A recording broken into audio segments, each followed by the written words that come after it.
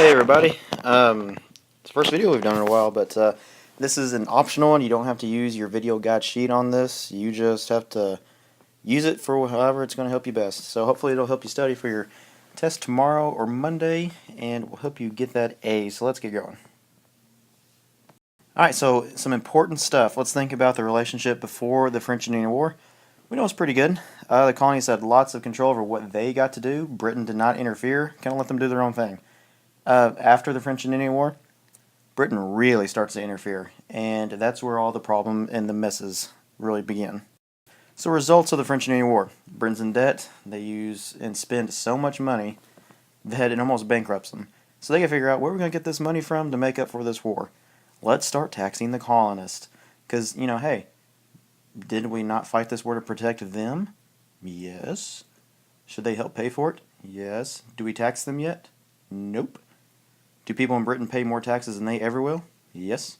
So, colonists shouldn't even be that upset about it, so let's tax them. So that's what they do, make up for that lost cash. And, but before that even starts, this thing called the Proclamation of 1763. It's supposed to keep the Indians happy, because, the Indians that helped the British fight say, do you want us to quit attacking your settlements? The British say, well, yeah, we would love that. Well, keep your settlers from moving into our land. Okay. So that's what they do. Draw an imaginary line down the middle of the Appalachian Mountains from Maine all the way down to Georgia. Settlers, you're not allowed to go west of those mountains into that territory, which is all the territory you want to get into, by the way. Indians are kept happy, but colonists, not so much. They want to sell that land. Didn't they just fight the French and the other Indians that were with the French for this land? Yeah, they did. Now they're feeling a little backstabbed and a little betrayed. Let's move on. So, some of the acts you need to know. You need to know the Stamp Act. That was paper, and I'm writing this with my finger instead of that special pen I have, so it's not going to look as nice. So paper. Quartering Act. That is housing the troops in your house. This is terrible, and I'm sorry. Townsend Acts. That is a tax on all British goods. And then you can't trade with other countries. Okay, but I think you already got that on your study guide.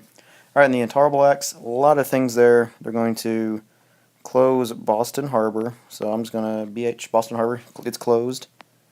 You got the curfews. More soldiers. So more troops. And then no meetings. Running out of space to make it? Barely. Okay. So here's some of the acts that you need to know. Some of them are taxes. Some of them are just punishments. Others have to do with military stuff. So Intolerable Acts, we know that that was also a consequence for the Boston Tea Party. So it's like that. It's almost as if Massachusetts and Boston is being grounded for the Boston Tea Party. Parents, Mama Britain's getting a little mad because Massachusetts acted up. They're going to get grounded. Next up. Events you need to know. 5 colonists die. We know that. It was a riot and not a massacre. We know that it was not really a massacre. We know the real story. Boston Tea Party. Throw the tea overboard. And if you happen to hear anything right now, it's because my dog is chewing on a towel. Hey, stop. Hold on just a second. I'm going to pause this. Alright, got that taken care of. The other one, Battles of Lexington and Concord. That was wrong button. I'm sorry. That was the first battle. And that doesn't fit. Okay, how about I just do this? The first battle. Man, it's a lot harder to write with your finger than it is with a pen. Alright, First and Second Continental Congress. Look on your sheet for this, okay? Battle of Bunker Hill. We know that. Don't fire till they see the whites of their eyes. Alright, so let's go back up to Battles of Lexington and Concord real quick. Right here. It's first battles of the war, shot heard around the world. The militia run away. We don't know who fired that first shot. It was after that first shot goes off, the British soldiers don't take any time in finding out who shot it. They just start shooting and cause the militia to run away. After that, when the British march on to Concord and start walking back to Boston, that's when the Minutemen, the militia, come out in droves and start using guerrilla warfare against the British soldiers, which they're not used to, and end up kind of having a victory in the day. First Senate Continental Congress, think about our reenactment for this booger here. And then Battle of Bunker Hill, part of the Siege of Boston. British send 2,000 troops up Breed's Hill, and the militia hold them off twice, run out of ammo. On the third assault by the British soldiers, they take the hill. But very bloody, costly battle for the British. Next up, some documents you need to know. Declaration of Independence, it's pretty important. You know the natural rights, which are life, liberty, pursuit of happiness. King's crimes, we know that's the complaints.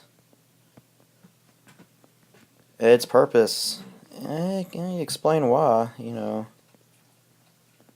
Why are we declaring independence? Well, let us tell you. And who has the power? That is the people. Alright, you also need to know the olive branch petition. That's peace. But equals, it failed. King rejected it.